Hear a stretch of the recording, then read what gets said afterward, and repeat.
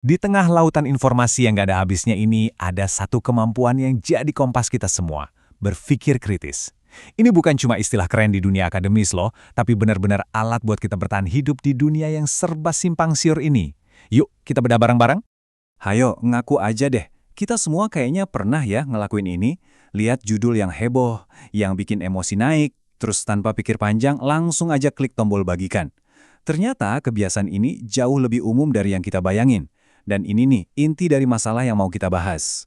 Angka ini beneran bikin kaget loh. Menurut sebuah survei dari Jakpat di tahun 2018, 44,19% orang Indonesia ngaku sering nge-share informasi tanpa paham sepenuhnya isinya apa.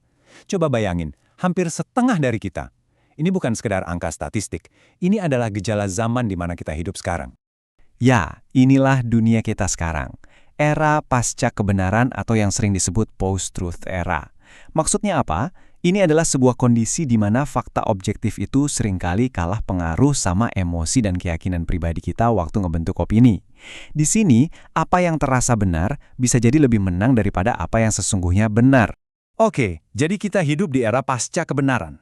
Sekarang, yuk kita coba selami lebih dalam lagi akar masalahnya, yaitu dunia misinformasi, tempat kita semua beraktivitas setiap hari. Ada 3 kekuatan besar yang ngebentuk dunia ini. Pertama, emosi jadi panglima. Kedua, berita palsu atau hoaks itu nyebarnya cepat banget kayak api. Dan ketiga, yang mungkin paling tricky, algoritma media sosial yang menciptakan ruang gema atau echo chamber. Disitulah kita cuma disuguhin hal-hal yang kita suka, yang bikin kita makin terisolasi dari pandangan lain. Tapi tenang, setiap masalah pasti ada solusinya.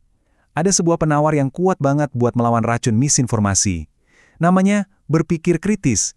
Tapi, apa sih sebenarnya arti dari berpikir kritis itu?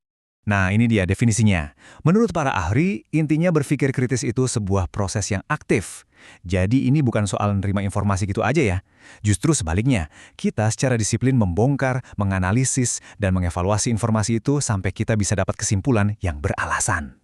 Nah, ini poin yang penting banget. Orang sering ketukar antara berpikir kritis dan berpikir logis. Biar gampang, gini bedanya. Berpikir logis itu memastikan argumen kita nyambung. A mengarah ke B, B mengarah ke C, runtut. Nah, kalau berpikir kritis, kita mundur selangkah dan nanya, tunggu dulu, A-nya ini benar nggak sih? Jadi, berpikir kritis itu ibarat satpam di gerbang kebenaran informasi. Kutipan dari Martin Luther King Jr. ini pas banget. Berpikir kritis itu bukan skill tambahan, tapi justru inti dari pendidikan itu sendiri. Oke, kita udah tahu ini penting, tapi pertanyaannya gimana cara ngelakuinnya? Untungnya ada semacam kerangka kerja atau peta praktis yang bisa kita pakai buat melatih kemampuan ini. Kita bisa pakai peta berpikir yang idenya diambil dari taksonomi Bloom, sebuah model dari dunia pendidikan. Prosesnya itu kayak naik tangga, mulai dari mengingat fakta, naik ke menganalisis, terus naik lagi ke mengevaluasi pakai bukti, dan puncaknya adalah menciptakan ide baru. Ini adalah proses yang bisa dilatih kok.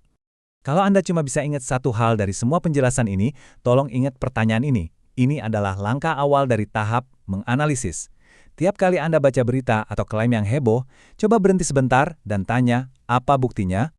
Nah, disinilah kekuatannya. Pertanyaan apa buktinya itu memaksa kita pindah dari reaksi emosional ke analisis rasional. Ini seperti saklar yang matiin mode autopilot kita dan nyalain pikiran kritis kita. Senjata utama buat keluar dari gelembung informasi. Kerangkanya udah ada nih. Sekarang kita masuk ke bagian yang paling praktis. Gimana caranya kita melatih otot berpikir kritis ini dalam kehidupan kita sehari-hari? Pertama, jangan cepat puas. Kalau ada topik yang bikin penasaran, cari tahu lebih banyak dari sumber yang beda-beda. Kedua, ini yang paling menantang. Pertanyakan keyakinan Anda sendiri. Apa sih dasar dari opini yang selama ini kita pegang? Dan yang ketiga, keluar dari zona nyaman. Coba deh diskusi sama orang yang punya pandangan beda. Simpel banget tapi dampaknya luar biasa. Rasa ingin tahu itu adalah bahan bakar utama dari berpikir kritis.